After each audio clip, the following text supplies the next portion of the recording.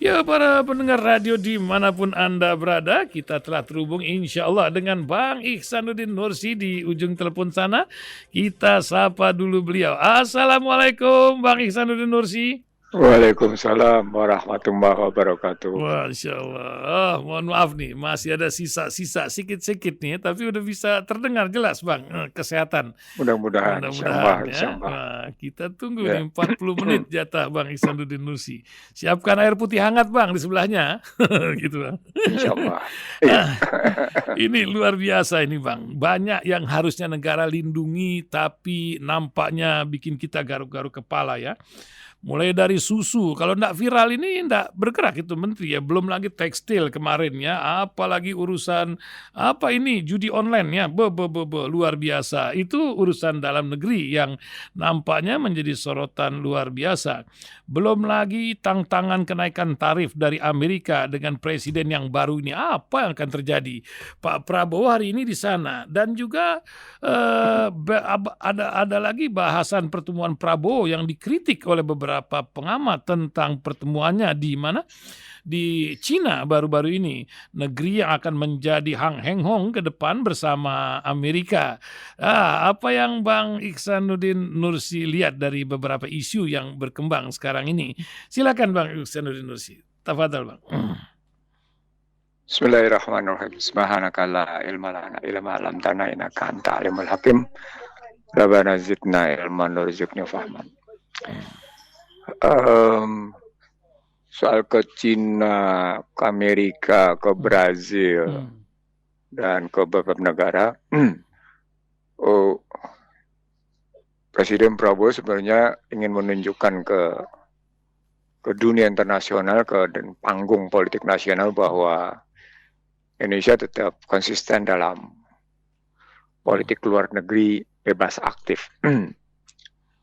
Problem besarnya sejumlah kebijakan yang terbawa dari warisan Joko Widodo adalah kebijakan yang sama sekali tidak menunjukkan, saya bilang sama sekali ya, tidak menunjukkan kecerdasan dalam politik luar negeri bebas aktif.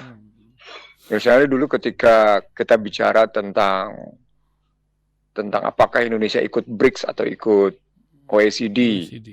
Sejumlah menterinya yang sekarang juga jadi menteri malah bangga ketika mendaftarkan diri ke OECD. Lalu juga soal bagaimana soal kebijakan-kebijakan terhadap sikap Amerika, sikap Palestina, sikap Israel. Terkadang mencela-mencela, baru terakhir kita punya ngambil sikap gitu. Nah, sementara di dalam negeri kita bisa juga lihat tenaga kerja asing dari Cina luber luar biasa sampai akhirnya mereka bisa ngambil emas dan menggali lubang untuk mencari emas itu sampai kilometer gitu. Artinya ada warisan kebijakan yang menunjukkan politik ekonomi luar negeri bebas aktif itu tidak terjadi gitu. Nah, kalau itu mau dikembalikan, dia pembenahannya struktural.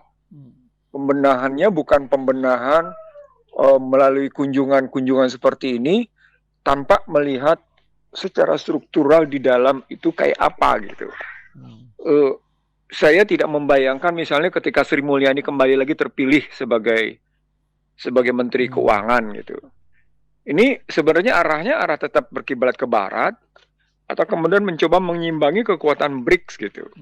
Atau ketika Purnomo Yusgiantoro terpilih sebagai utusan Presiden soal energi, atau ketika Luhut Binsar Panjaitan terpilih sebagai utusan investasi gitu. Itu kan ada problematik besar yang menunjukkan bahwa politik luar negerinya tetap tidak bisa politik luar negeri bebas aktif gitu.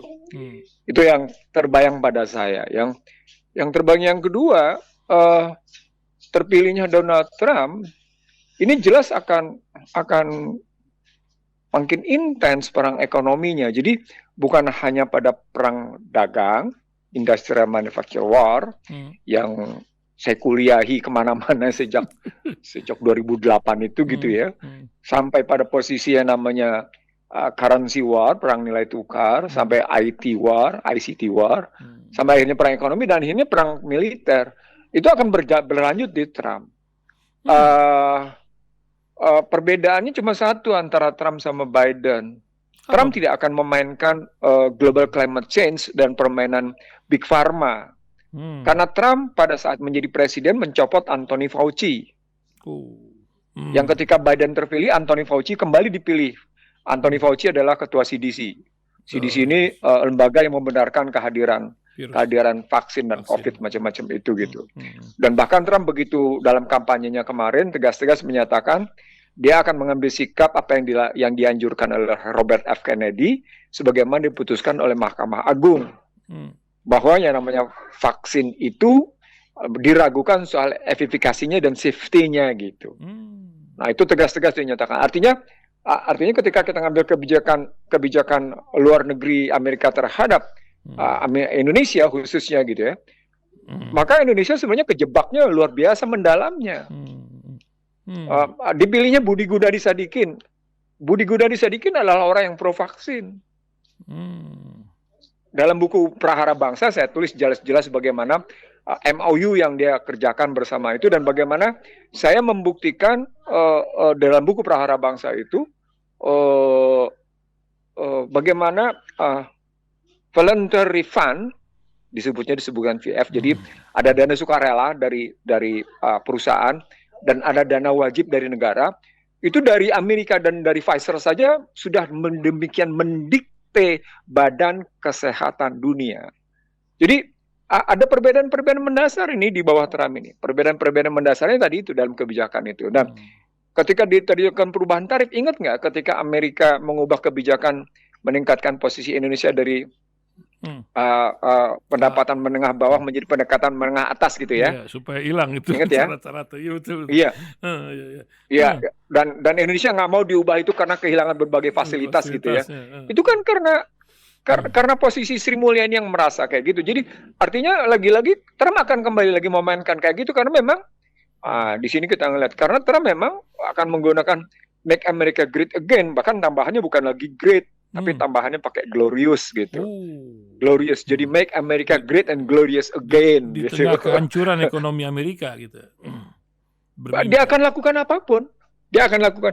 Kebayang nggak kalau dia berbagai kasus dengan kasus pajaknya dan kasus macam-macamnya, dia tetap bisa tampil kayak gitu dan membuat sejumlah kulit putih tetap berbangga.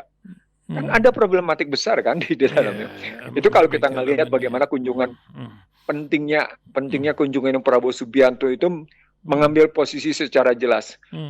Saya pernah diingetin. Jadi pada awal-awal abad 20 gitu ya. Pada awal abad 21 saya diingetin oleh seorang menteri ketika saya mengkritisi sejumlah kebijakan Amerika terhadap Indonesia dan sikap Indonesia terhadap Amerika. Dia bilang begini, ini menteri loh yang ngomong sama saya. Jadi dalam diskusi terbatas tertutup saya nggak usah sebut siapa menterinya. Kita nggak bisa ngelawan Amerika. Di sini perbedaan kita, saya bilang. Saya nggak ngelawan Amerika. Saya nggak ngelawan Amerika. Saya juga tidak sedang melawan Cina, saya bilang. Saya sedang mengambil posisi bagaimana saya harus secara cerdas memposisikan bangsa Indonesia, memposisikan negara Indonesia terhadap Cina dan terhadap Amerika. Dan saya tidak melakukan perlawanan. Saya ajak duduk bersama, Anda jangan, kalau kalimat bahwa kan, kami tidak ingin mengganggu dan kami tidak ingin mengganggu kan. Diganggu. Kalimatnya begitu kan? Kalimatnya begitu. Kami tidak ingin mengganggu dan kami tidak ingin mengganggu. Itu artinya kalau Prabowo memang mengambil sikap tidak ingin diganggu dan tidak ingin mengganggu, klasifikasikan dulu apa saja yang sudah diganggu Amerika terhadap Indonesia. Coba, berani nggak ngomong kayak gitu? Ya, coba klasifikasikan dulu apa yang sudah yang diganggu oleh Cina terhadap Indonesia. Laut Cina Selatan, ikannya udah mengalir tuh ke Indonesia. Itu kan gangguan. Ada seorang presiden menyatakan ikannya sudah mengalir dari Laut Cina Selatan ke wilayah Indonesia. Itu kan manipulasi kata-kata yang menunjukkan kurangnya pengetahuan. Dan dalam perjanjian kemarin ini poin 9 menjadi sorotan para pengamat ini. Yang masalah Natuna ini. Ini kan gimana? Jadi Laut Cina Selatan sudah sejak awal, sejak 2009 bahkan. Sorry, 2004 bahkan. Sejak 2004 saya sudah bilang, dia akan menjadi crucial point sepanjang kita tidak punya kepemimpinan yang punya sikap tegas terhadap Cina. Itu dialog saya dengan Menteri Pertahanan loh. Itu dialog saya dengan Pangkostrat loh. Dialog saya dengan Pangkostrat, dialog saya dengan Menhan. Laut Cina Selatan tidak akan pernah punya penyelesaian yang tegas dan jelas sepanjang kita tidak punya sikap tegas dan jelas terhadap Cina. Karena Cina akan terus merangsak dengan caranya. Dengan caranya, entah dengan cara luwesnya, entah dengan cara halusnya, entah dengan cara apa, terus saja. Dia akan melakukan teror. Kemarin Filipina kan diteror. Iya. Kemarin Filipina diteror habis-habisan. Iya. Jadi artinya ketika Prabowo Subianto melakukan perjalanan ke Cina, Prabowo Subianto melakukan perjalanan ke Amerika, maka sesungguhnya yang harus kita lihat adalah ketika Prabowo menyatakan kami tidak ingin diganggu dan tidak ingin mengganggu, coba deh kita bikin daftar. Kita diganggu sama Cina apa aja, kita tidak mengganggu Cina apa aja, gitu. Begitu saja terhadap Amerika, kita diganggu oleh Amerika apa saja yang tidak diganggu apa aja. Kalau sudah sampai ke situ, tahu nggak? Tahu bang. Ngeri saya ngeri. Apa? Masya Allah. Segeri apa? Karena saya mengidentifikasi lewat perjanjian-perjanjian yang mereka punya. Apakah itu perjanjian bersifat direct bipolar? Apakah itu yang bersifat bilateral, bukan bipolar? Apakah itu yang bersifat bilateral? Apakah yang bersifat multilateral? Ngeri. Nah, dua kali deh saya ngomong. Karena sejumlah pejabat Indonesia menyediakan diri untuk diganggu. Ulang. Sejumlah pejabat Indonesia menyediakan diri untuk diganggu. Menyediakan diri untuk diganggu. Ini melanggar konstitusi lagi dong, ngacem supir truk tronton. Loh kan saya ngomong kayak gini bukan baru. Saya kan udah ngomong kayak gini dengan menunjukkan bukti-bukti perjanjian financial agreement, loan agreement. Sekarang contoh, kita bikin perjanjian strategik dan komprehensif partnership. Perjanjian strategik komprehensif partnership namanya kemitraan strategis dan komprehensif gitu kan. Kita bikin ini dengan Amerika, kita bikin dengan Singapura. Saya tanya sama pendengar rahasia, apakah perjanjian isi dari perjanjian komprehensif dan strategik itu pernah dibuka ke publik? Ini yang jadi masalah, tak peduli. Itu contoh sederhana aja sementara. Sementara kalau perjanjian strategik oke lah aja, saya setuju lah. Tapi coba identifikasi yang disebut dengan komprehensifnya itu seberapa mendalamnya, apakah mendalamnya sampai mengganggu kedaulatan kita apa enggak? Saya ngambil contoh begini, Kalau kita bandingkan Laut Cina Selatan, kita bandingkan dengan namanya Selat Malaka, kita sesungguhnya diganggu nggak di Selat Malaka? Nah, itu contoh itu paling menarik gitu. Itu contoh paling menarik. Siapa sesungguhnya Selat Malaka gitu? Siapa yang menguasai Selat Malaka maksud saya? Itu kalau kita ngambilnya konstruksi gitu. Karena begini, Indonesia ini punya Selat Sunda, punya Selat Makassar, punya Selat Lombok gitu ya. Sampai punya selat yang statusnya internasional gitu ya, yang itu mendukung. Nah, itu kan sesungguhnya making money. Harusnya. Itu kan making money. Itu udah dari situ aja kita dari perdagangan internasional aja kita sudah bisa. Tapi kenyataannya making money-nya kayak apa tuh? Itu siapa tuh yang sebenarnya harus terbuka bicara kayak gitu tuh? Apa Kementerian Kelautan? Apa itu bicaranya Bakamla? Apa itu bicaranya siapa yang harus bicara itu bahwa itu memang hasil? Sama seperti perjanjian udara kita dengan Singapura gitu, misalnya di Batam kayak gitu, kayak gimana gitu. Contoh sederhananya gitu. Hal-hal yang kayak gitu dalam konstruksi Indonesia kalau kita bicara politik luar negeri bebas aktif. Artinya lagi-lagi kita tidak bisa hanya bicara kita tidak ingin mengganggu dan tidak ingin mengganggu. Kita tidak hanya bisa bicara tentang politik luar negeri bebas aktif. Bebas itu artinya kita tidak terikat, kita tidak ditekan oleh ideologi apapun, gitu ya. Aktif artinya kita ikut mengusung perdamaian dunia, gitu misalnya kayak gitu. Nah kalau kita bilang kita ikut menyongsong atau katakan mempromosikan perdamaian dunia. Pertanyaan khususnya, emang Indonesia damai ya? Damai nggak usah ada oposisi, kan nggak ada oposisi negeri, damai lah bang.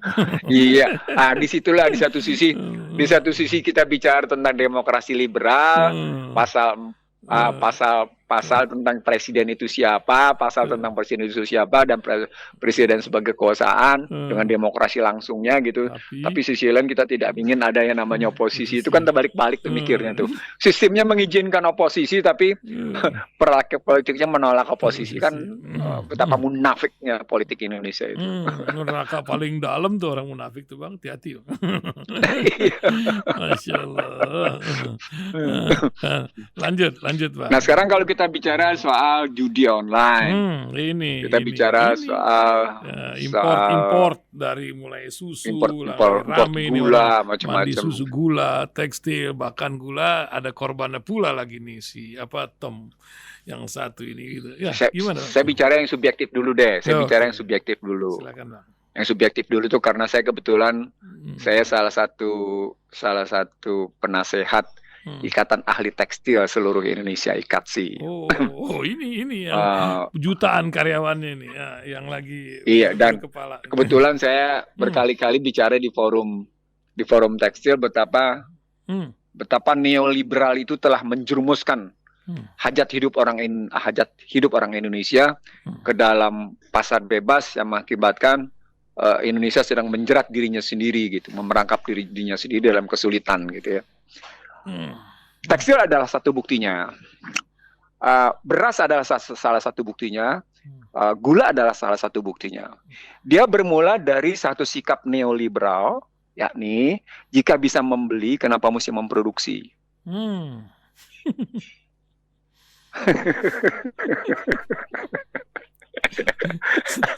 Salah sekolahan.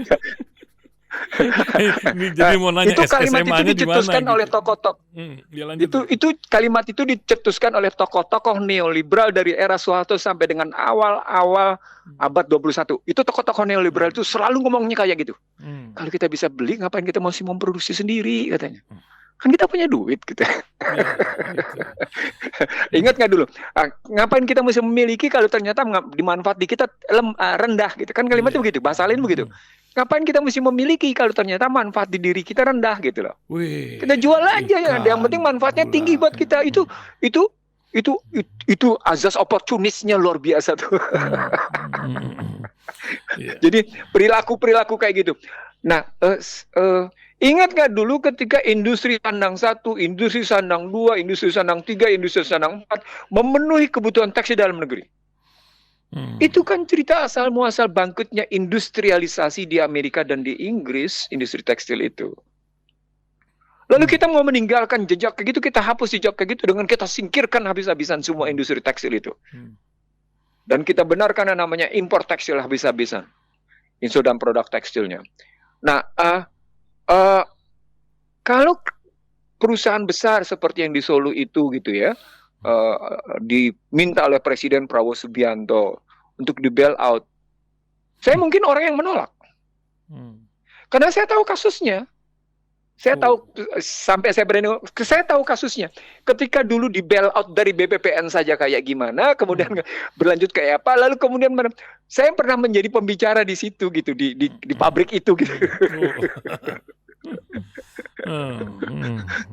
Jadi kalau saya nggak akan ambil, saya bilang di bail out, nggak mau saya kayak gitu. Biarkan aja itu ditanggulangi sama orang-orang itu. Orang dia sudah menikmati luar biasa. Si pemiliknya itu sudah menikmati luar biasa itu. Nah, bagaimana mengatasi karyawannya? Nah, di sini permainannya. Kebijakan makronya dulu diberesin. Kan Luhut sampai mengatakan, nanti kita undang industri tekstil terbesar dari Cina untuk bangun pabrik di Indonesia. Ingat ya? Betul ya. Nah, dibilang macam itu. Itu statement jelas sekali waktu itu. Nggak usah takut, ada Raja Tekstil sudah ketemu saya, katanya mau bangun. Nah, ini. Minum dulu Bang. Minum. Sabar. Saya juga mau ngopi dulu sedikit Bang, ngopi Bang. Jadi lanjut Bang. Jadi kalau kita ingat kayak gitu tekstilnya, kebayang nggak di bulan November? Sorry, itu sih bukan bulan November.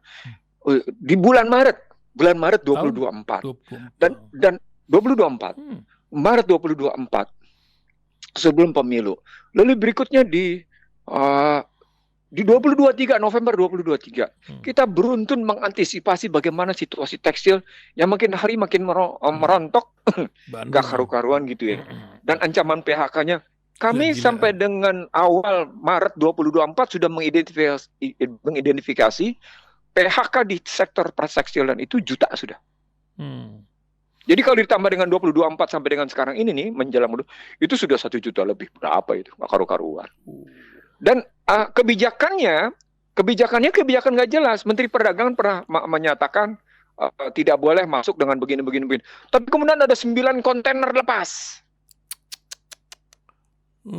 Nggak jelas gitu. Saya sampai susah ngomongnya. Jadi perilaku kayak gini nih nggak, ya ujungnya satu kalimatnya kamu disederhanakan. Birokratnya tidak melakukan penegakan hukum dengan sebaik-baiknya. Birokratnya tidak pernah melakukan perlindungan hukum, perlindungan kepentingan nasional. Ulang ya, birokratnya dan para penegak hukumnya tidak melakukan perlindungan kepentingan nasional. Kenapa sampai akhirnya aparat penegak hukum dan para birokrat itu tidak melakukan perlindungan terhadap kepentingan nasional? Karena mencontoh dari kebijakan yang paling tinggi, tidak ada perlindungan dari kebijakan yang paling tinggi melakukan perlindungan nasional, nggak ada. Jadi yang disebut dengan national interest gitu, beda dengan Donald Trump. Jelek-jelek kayak gitu dia bela habis-habisan kepentingan nasionalnya. Beda dengan yang namanya Xi Jinping, beda dengan namanya Vladimir Putin. Beda sekali, bahkan nggak usah kita ngambil yang ini lagi. Beda. Nah, ini oleh nanti di penutup saya akan cerita tentang bagaimana seorang Turki ngobrol sama saya di Mekah. Nah ini luar biasa, negara yang inflasinya luar biasa tapi rakyatnya tenang-tenang saja. Ini juga jadi pelajaran nanti. Lanjut lagi Bang. Iya. Saya mau cerita sebagai oleh perjalanan saya menarik gitu ya. Saya ngobrol di Mekah gitu ya sama orang. Nanti Bang, Turki, menit 30 gitu. Bang. Masih ada 5 menit lagi kita bincang ini Bang. Dalam negeri. Nah, jadi kalau kita ngelihat tekstil, bahasa sederhananya itu yang namanya para pejabat, para menteri, para aparat penegak hukum ngaca aja. Ngaca. Saya pernah ngomong juga sama yang namanya bea cukai. Ya, ngaca aja deh lo. Gak usah bela diri kayak gitu, lo ngaca aja. Lo mau menikmati duit yang halal bawa ke rumah, yang benar kerja. Atau mau menerima duit yang kayak gitu, ya udah kan kita tahu para petinggi bea cukai. Bagaimana yang Masya Allah, kekayaannya sampai pamer-pamer kayak gitu-gitu. Masya Allah. Itu urusan mereka lah. Urusan mereka cari duit kayak gitu, itu urusan mereka. Tapi dampaknya adalah pemiskinan struktural. Itu yang mereka tahu. Mestinya mereka sadar bahwa kebijakan mereka telah melahirkan pemiskinan, bukan kemiskinan loh. Pemiskinan pembodohan juga jadi. Itu mengerikan di situ gitu. Begitu juga judi online. Itu judi online bukan cuma sekarang menghisap duit rakyat. Merusak moral. Judi online itu merusak moral, merusak mental gitu ya. Dan di situ terbukti sebagaimana ayat menyatakan, tidak ada kebaikan sedikit pun pada yang namanya judi. Dan terbukti. Nah sekarang mereka jadi pelindung. Ya sudah. Lihat nggak video yang beredar yang filing kabinet isinya duit dulu? Yang dibantah sama kejaksaan itu. Ya betul. Bagaimana dibantah? Itu isinya memang duit semuanya, gimana coba? Betul. Ya lucu jadi kalau dibantah. Ya jadi filing kabinet tempat susun itu ada berapa filing kabinet gitu ya. Saya hitung, saya ngeliat sekilas gitu lebih dari 7 filing kabinet gitu tersusun rapi. Tiap filing kabinet penuh. Tiap lacinya. Coba. Itu berapa miliar itu? Berapa miliar coba? Coba itu kayak gitu tuh. Masya Allah. Ya, tapi kalau Anda memang mau menikmati kekayaan dengan cara begitu, ya monggo. Ada balasannya untuk Anda. Hidup nggak selamanya di atas kekuasaan. Nggak selamanya kok. Nggak selamanya Anda jarum pendek itu memang bergeraknya agak lambat. Jarum panjang itu bergeraknya lebih cepat. Jarum detik itu bergerak lebih cepat lagi, berputarnya dari angka 12 ke angka 6, angka 6 ke 12. Tapi jangan salah. Waktu tidak ada yang bisa menahan. Tidak ada yang bisa menahan peredaran waktu. Tunggu saatnya Anda akan mendapatkan kenikmatan tersendiri. Kenikmatan dalam tanda petik. Tapi, jadi kalau soal judi. Soal judi balik lagi soal bagaimana Prabowo Subianto membuktikan ucapannya. Kita tunggu saja. Sampai seberapa jauh Prabowo Subianto membuktikan ucapannya. Tapi ada kenikmatan lain nih, Bang, dari oligarki, kenikmatan PSN. Ini ada pendengar minta disenggol dong Bang Ihsanuddin Nursi. Urusan PIK 2 PSN di sana, satu masjid besar sedang dibangun menggantikan 300 masjid lainnya. Ini kepentingan negara mana yang sedang dibela dengan PSN ini? Apa komentar Bang Ihsanuddin Nursi untuk yang satu ini, Bang? Yang pertama, saya tidak mengerti kenapa itu menjadi proyek strategis nasional. Karena begitu dinyatakan sebagai proyek strategis nasional, proyek itu mendapat berbagai fasilitas. Fasilitas pajak, fasilitas tidak ada hak pihak lain yang punya berhak, bahkan hak warga negara situ dicabut gitu haknya, harus diserahkan, harus tunduk kepada ketentuan hukum, menyerahkan tanahnya kepada pihak yang berhak. Tidak dijual, tetap akan diberangus gitu posisinya. Itu ini dampak-dampaknya. Dan tadi harga tanah yang sudah 1 juta ditawar hanya dengan harga 30 sampai dengan 50 ribu gitu ya. Nah di situ kelihatan lagi-lagi. Saya teringat tentang tata ruang. Jadi ketika di awal-awal abad 21, keributan saya dengan Taman Suropati adalah keributan soal tata ruang. Ributnya ribut keras gitu ya. Saya tidak ingin tata ruang itu diambil oleh Taman Suropati yang sekarang memang akhirnya ada di BPN. Tapi itu sebenarnya keributan. Nah, problematiknya disitulah kenapa orang mesti ditaruh di orang-orang tertentu ada di tata ruang, dan disitulah kemudian kenapa ditaruh arah Sirait gitu. Jadi kelihatan kali arahnya itu kemana tuh di situ gitu. Bahwa yang diamankan adalah sejumlah proyek yang sifatnya proyek strategis nasional. Lagi-lagi sebenarnya ujian bagi Prabowo Subianto sebenarnya sederhana. Kalau dia memang ingin mengembalikan hak rakyat gitu ya, keadilan bagi rakyat gitu ya. Dua hal itu aja yang dia buktikan. Bagaimana proyek judi online itu dia bantai habis gitu. Satu sisi lain proyek strategis nasional PIK 2 ini ditinjau ulang dengan berbagai kajian ya. Rakyat akan terbuka tuh ngelihatnya di situ. Nah, di situ kita bisa ngelihat, kalau saya ngelihatnya begini sih, dalam sebuah kebijakan itu akan diukur, salah satu ukurannya adalah apa yang disebut dengan public benefitnya itu kayak apa gitu, manfaat bagi publiknya itu kayak apa. Nah, disebut dengan manfaat bagi publik adalah manfaat bagi rakyat. Nah, kalau mereka sesungguhnya memang membutuhkan lahan luas sampai ratusan hektar sampai ribuan hektar itu, ini kan ada persoalan tata ruang yang sifatnya bisa mengancam masalah keamanan dan ketahanan nasional. Kan mesti dihitung juga begitu, bukan cuma sekedar soal kebutuhan luas lahan sampai ribuan hektar, lalu berikutnya tidak memperhitungkan soal keamanan. Kan kita tahu ternyata dengan laut lepas yang kayak gitu berarti kita telah menciptakan garis panjang pantai yang mungkin tidak aman gitu. Itu salah satu dampak pikirannya. Itu kajian saya yang pertama, tata ruangnya nggak beres gitu. Status proyeknya tidak jelas, tidak memenuhi prinsip bahwa itu strategis nasional. Bahwa itu tidak memenuhi indikator tentang ketahanan dan keamanan. Terus tata ruang, keamanan, ketahanan, dia tidak memenuhi standar tentang strategis nasional. Yang paling menarik adalah dicabutnya hak rakyat. Nah, dicabutnya hak rakyat tidak sesuai dengan kewajiban yang mereka punya. Memang kalau rakyat dicabut kayak gitu, terus mereka dibayar dengan harga wajar gitu. Kan mestinya tidak dengan penentuan harga sepihak, karena ternyata menurut berbagai kalangan, gitu ya. Saya tidak tahu dan ini saya harus konfirmasi soal penentuan PBB gitu. PBB yang beredar. Itu kan dibuat sedemikian rupa sehingga kesannya cuma harga 50.000 sekian ribu, padahal sebelumnya sekian ribu gitu.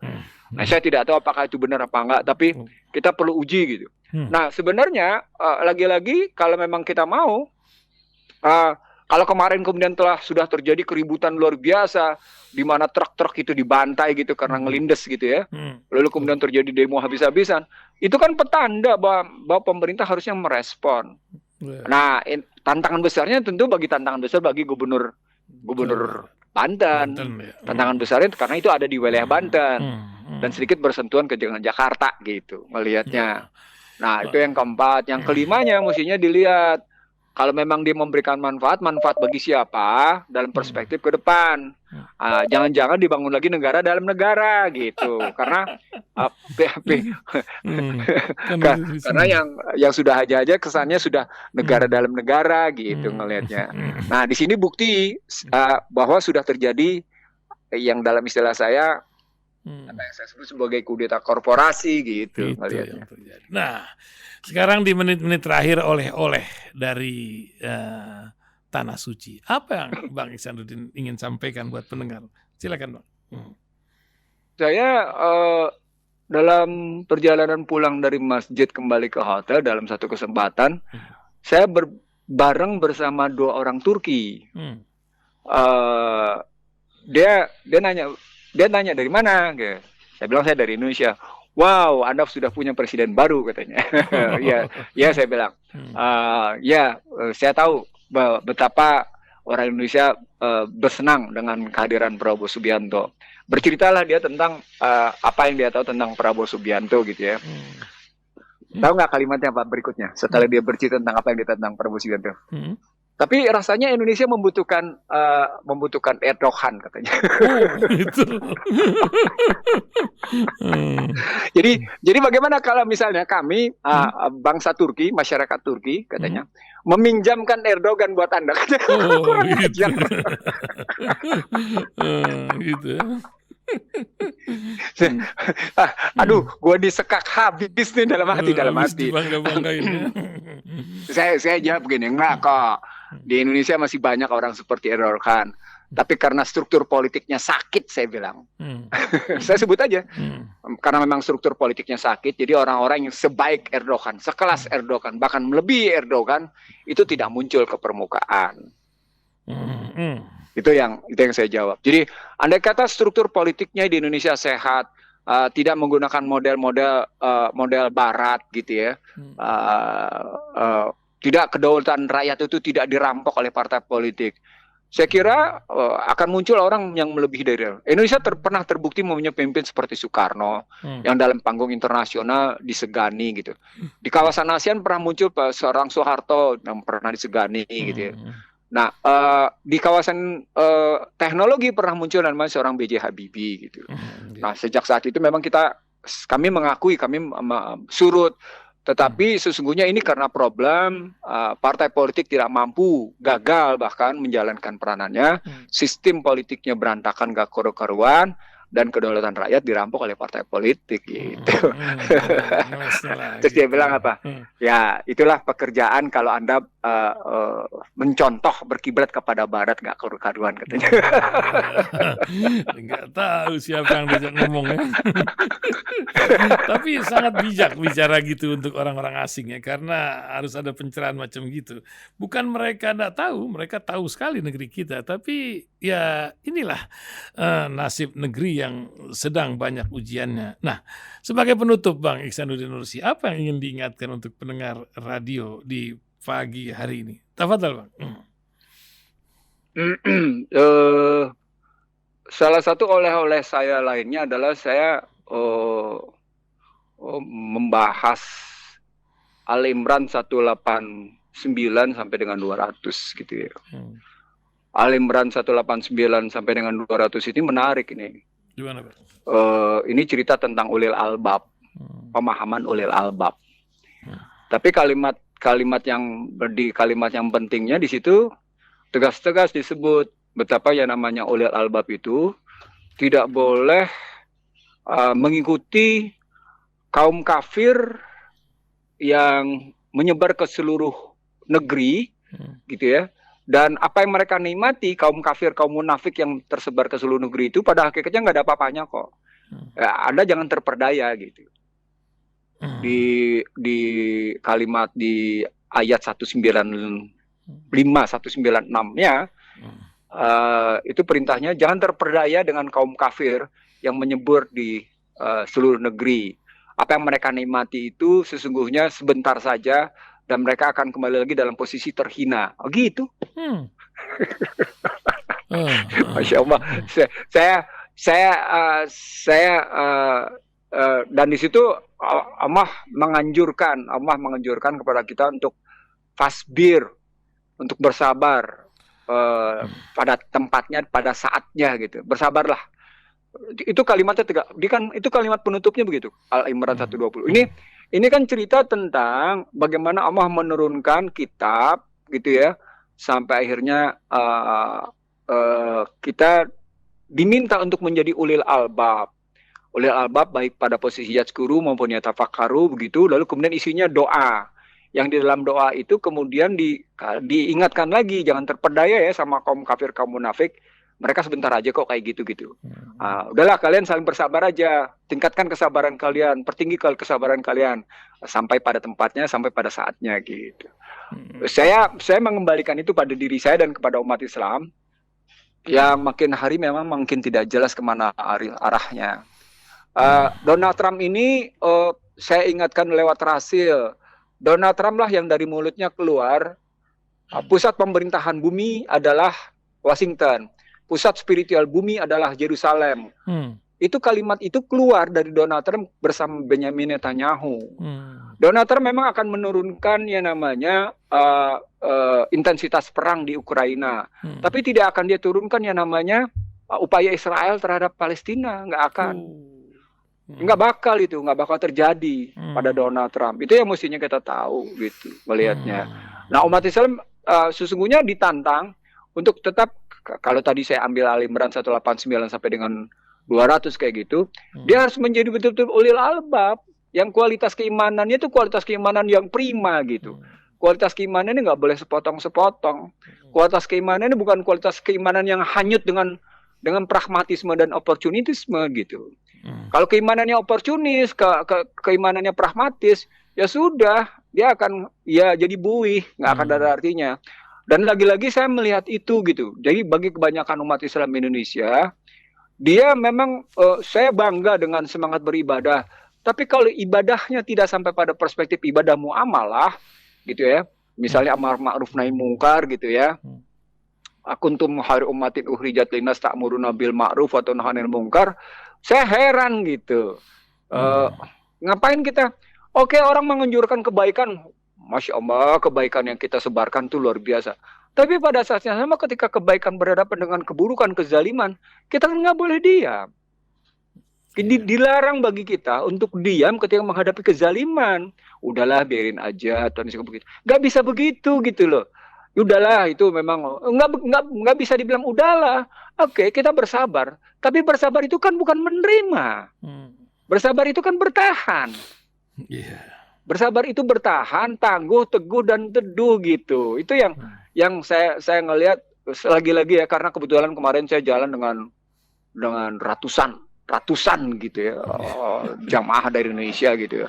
Ada lagi bahkan sampai ada 19 bus dari Jawa Barat gitu ya. Itu luar biasa itu juga kejadiannya gitu ya. Apa ini adalah ya kita berhadapan dengan kerajaan Saudi Arabia yang tidak menunjukkan sikap keislaman dalam memberikan, saya ulang ya, tidak memberikan sikap keislaman dalam memberikan layanan terhadap pelayanan ibadah gitu. Mereka sama sekali tidak menunjukkan sikap keislaman. Mereka tidak menunjukkan sikap kebaikan bahkan gitu ya. Sebagai sesama muslim gitu. Nah, itu yang mestinya kita tahu bagaimana kita sikap tegas mereka sama mereka walaupun mereka askar gitu. Sepanjang kita kebayang nggak kita lagi sholat baik-baik dan tidak terganggu macam-macam, mereka terus tiba-tiba menyerang dengan berbagai macam kebijakan mereka yang padahal tidak mengganggu apapun gitu. Hal-hal yang kayak gitu yang mestinya kita pelajari. Itu bukti bahwa ini nanti berkaitan sama haji yang akan datang, Aik Santel dan pendengar Rasil. Karena sekarang sudah ada badan penyelenggara haji. Negara-negara lain sedang sibuk menata ulang tentang bagaimana sistem penyelenggaraan haji di 2024. Karena sudah makin mendekati masalah, diserahkannya ke tangan swasta kemudian ke korporasi baru ke negara. Nah, kita dengan badan penyelenggara haji ini nggak jelas nih kemana larinya. Nah, itu berkaitan dengan macam-macam. Jadi artinya penyelenggaraan ibadah ini bukan cuma sekedar penyelenggaraan individual, tapi memang penyelenggaraan negara. Nah, di situ kelihatan bahwa ternyata pelayanan haji dan umroh itu sebagian hak-hak publik bersifat swasta, tapi ada juga sebagian hak-hak publik yang bersifat public services gitu. Nah, negara harus tegas di sini, harus jelas. Kebayang nggak kalau berbagai hal dari kita itu buruk sekali layanan, tapi kalau dari negara tetangga itu bagus dan murah gitu. Kan nggak karu-karuan gitu. Nah, itu yang mestinya jadi perhatian kita ke depan ya. Saya nggak menemukan hal baru. Saya ketemu juga dengan Habib Rizik, dialog kami 4 jam setengah lebih di sana di gitu sana, ya. Sehat beliau dan ya. kita risau dengan bagaimana pelayanan haji gitu. Masya Allah. Begitu kira-kira. Oke, terima kasih. Bang Iksan Indonesia luar biasa pagi hari ini. Terima kasih kembali. Biasanya, Bang. Subhanaka Allahumma bihamdika asyhadu alla ilaha illa anta astaghfiruka wa atubu ilaik. Assalamualaikum warahmatullahi wabarakatuh. Waalaikumsalam warahmatullahi wabarakatuh.